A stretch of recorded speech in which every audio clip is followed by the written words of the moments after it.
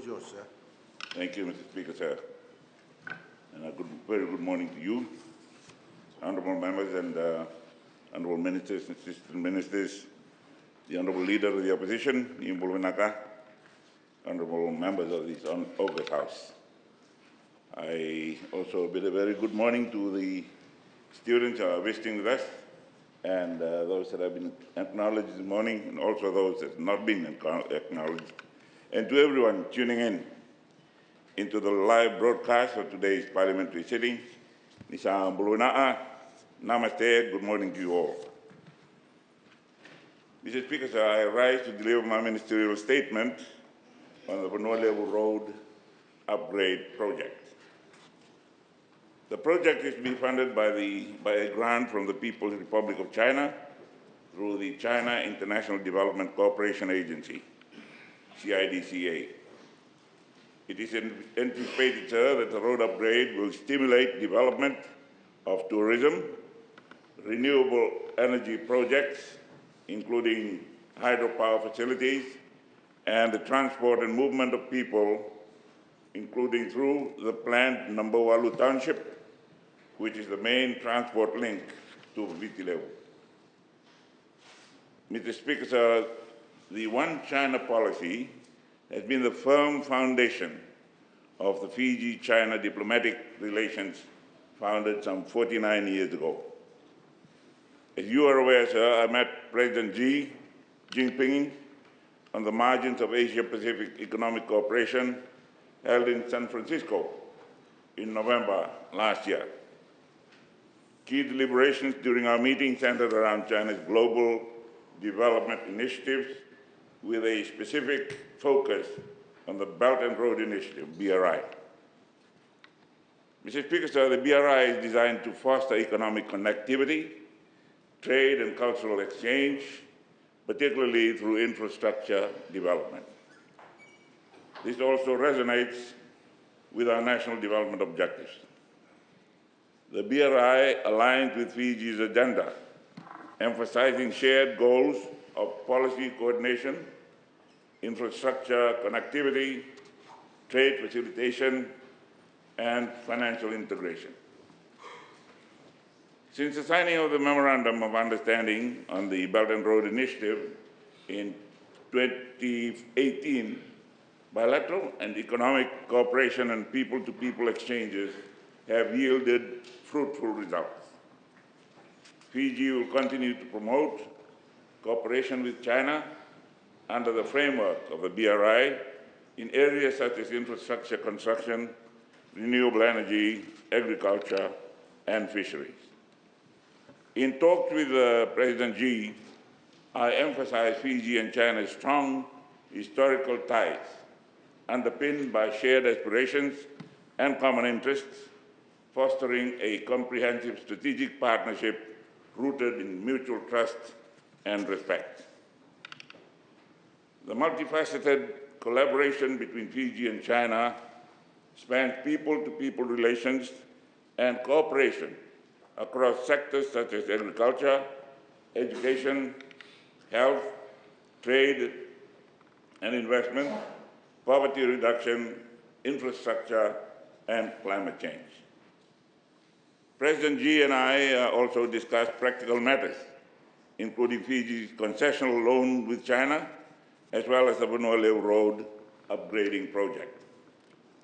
As Minister responsible for climate change, I expressed our interest in collaborating with China on recycling initiatives, recognizing the potential for economic initiatives or incentives derived from China's experience in industrial recycling processes. At this juncture, sir, I wish to cordially thank Ambassador Zhou Zhan for our continuing discussions on the prospects for future cooperation in the areas of socio-economic development. Mr. Speaker, sir, the China Aid project will improve the following roads in Vanua Levu. Part of the Nambawalu Makole Road in Bua, Natewa West Coast in the Conrobe. Unfortunately, it doesn't go to my village. Nambalimbali na Vivi and the Wara roads in the Conrobe. And the project is estimated to cost Fiji 300 million and will be the flagship project under the China's Belt and Road initiatives in Fiji. Honolulu has an area of 5,581.1 square kilometers, or 2,157.2 square miles, and a population of 135,965, as confirmed by the 2019-2020 National Household Income and Expenditure Survey report. The roads being upgraded are currently still unpaved gravel that connect rural village roads and need to be paved. Such road conditions increase traveling time, damage transported commodities and goods, are insufficient for current traffic loads, and restrict socio-economic development in general. Tabulated below villages, schools, and health facilities that will benefit from the 82-kilometer road upgrade. Number 1, Lunasolo, 15 kilometers. Number of villages affected, 15. Number of schools of tertiary and of tertiary, 8. Number of health facilities, 3. Number of government facilities, 6. The Natewa West Coast Road, 32 kilometers, sir. 22 villages, 8 schools, 4 health facilities, 6 other government facilities. Nuele West, 61 kilometers, 18 schools, 5 health centers, 3 other government facilities. The project will fulfill our objectives to promote economic growth, foster fair distribution of development gains to the population, and improving social conditions, particularly in the rural areas. You know, Mr. Speaker, sir, remote, rural, and island communities in Fiji are relatively poor and isolated from economic opportunities and social services, particularly when rural access roads and jetties are in poor condition. Further, our country is prone to disruptive natural events such as tropical cyclones and resultant flooding. Fiji's topography has restricted the 11,000-kilometer road network to spine or circumferential main roads with feeder roads, leaving few route alternatives. In the main urban areas, lower-level municipal roads are neglected, rough, and sometimes impassable. Therefore, Mr. Speaker, sir, transport infrastructure and services are key to promoting economic growth and social development. Further, rural industries such as sugarcane farming, forestry, and tourism rely on road access, for example, from plantations to processing plants and to our ports. This project will also facilitate better access to health facilities for those in districts of Waturoba, Korolau, Wailevu, Solevu, Wuya, and Number 1, with a population of approximately 10,000. The upgrade and sealing of these rural roads will also enable better access to banks and financial institutions to boost the culture of saving, as well as to micro and small businesses.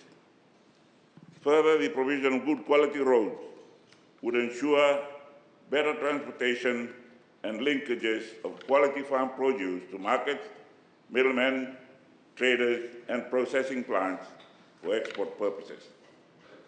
Rural communities residing along the road being upgraded will also have better access to government services and offices. In fact, there are 12 health facilities and 15 government stations along these roads currently. The current poor road conditions greatly affect operations for rural service providers.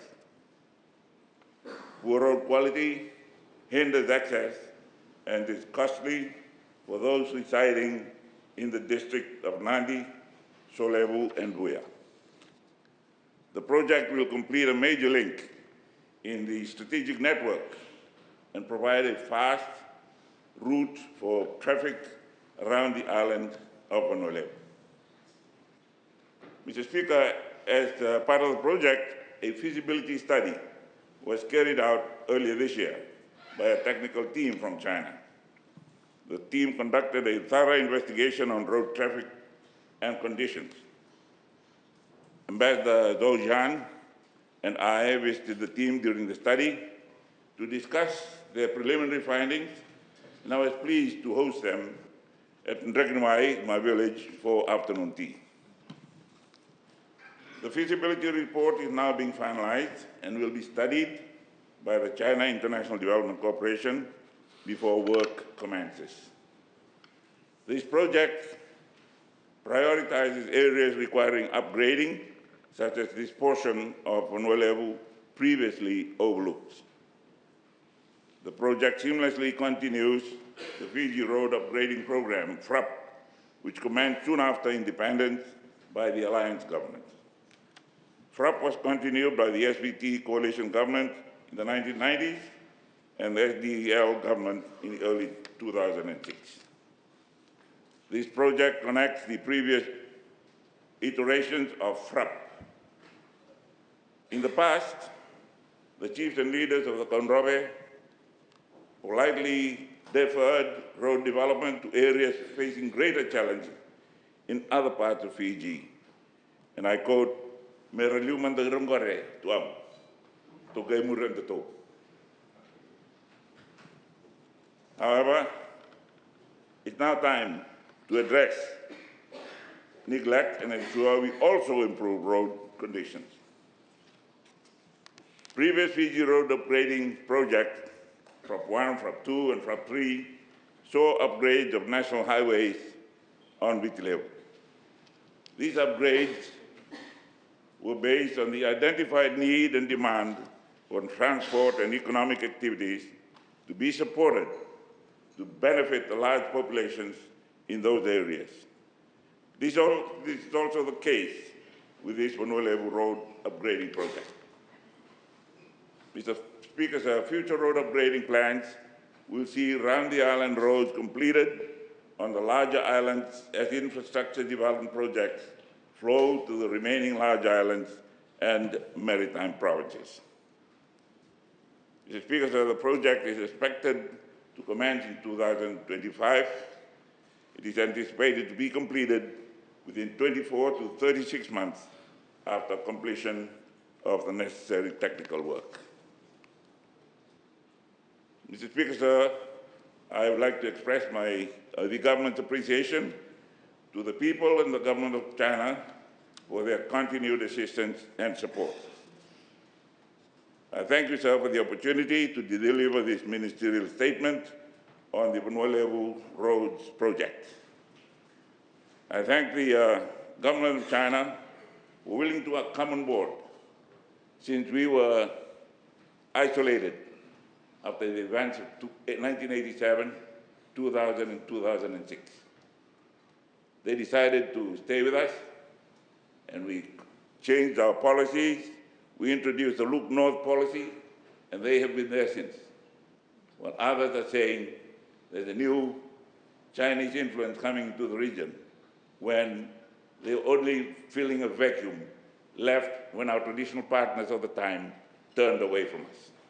Now, Walebu, Danabat, and Shukriya.